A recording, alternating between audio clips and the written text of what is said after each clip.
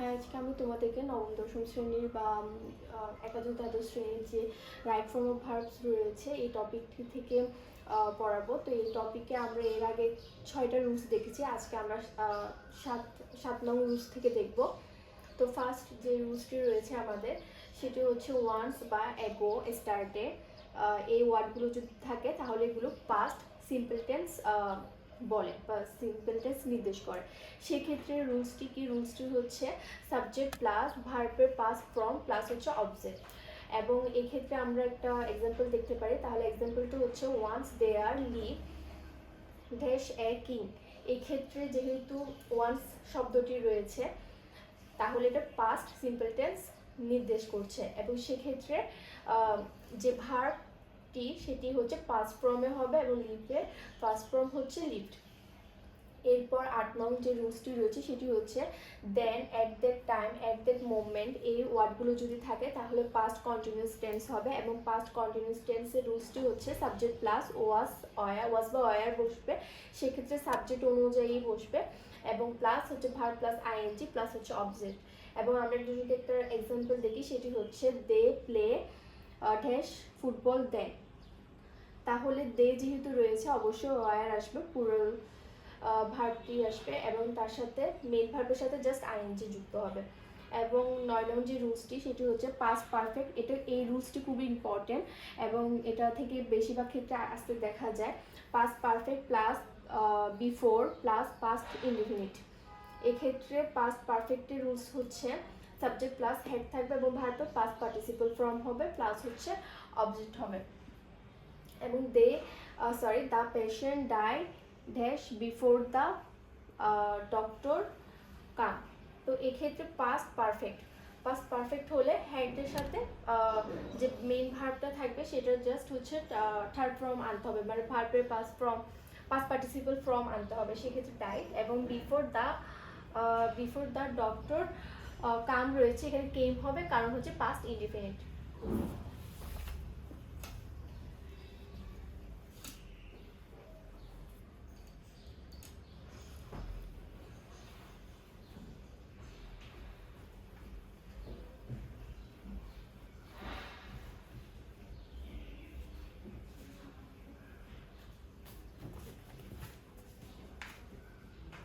এরপরের যে রুলসটি সেটা হচ্ছে জাস্ট রিভার্সে হতে পারে, যেমন হচ্ছে বিফোর দিয়ে মানে জাস্ট উল্টা, before past indefinite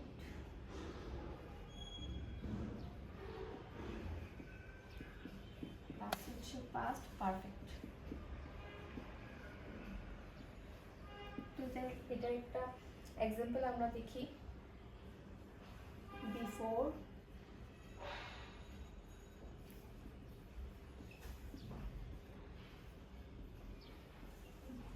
the doctor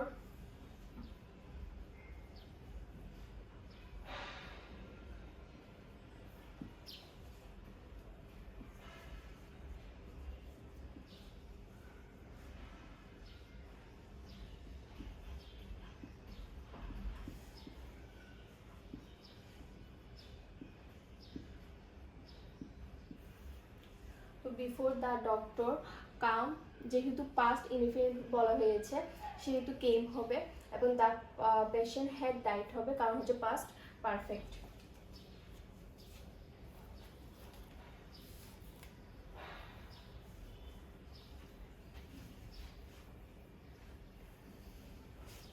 তো আমরা 10 রুলসটি দেখি।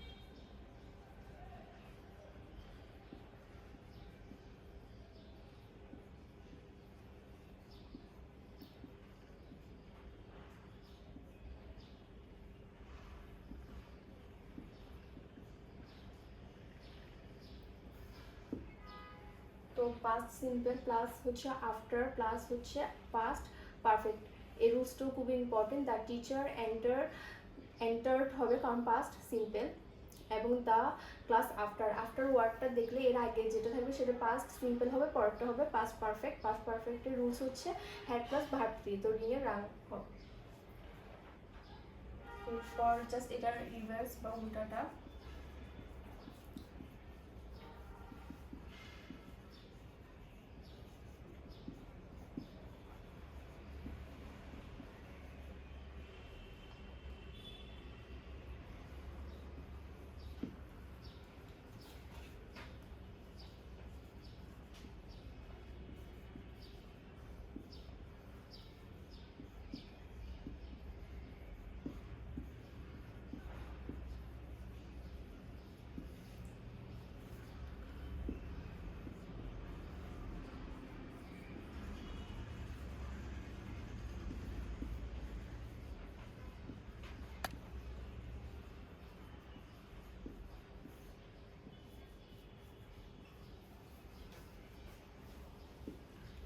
আফটার প্লাস হচ্ছে past perfect plus past simple হলে এটা জাস্ট উল্টা।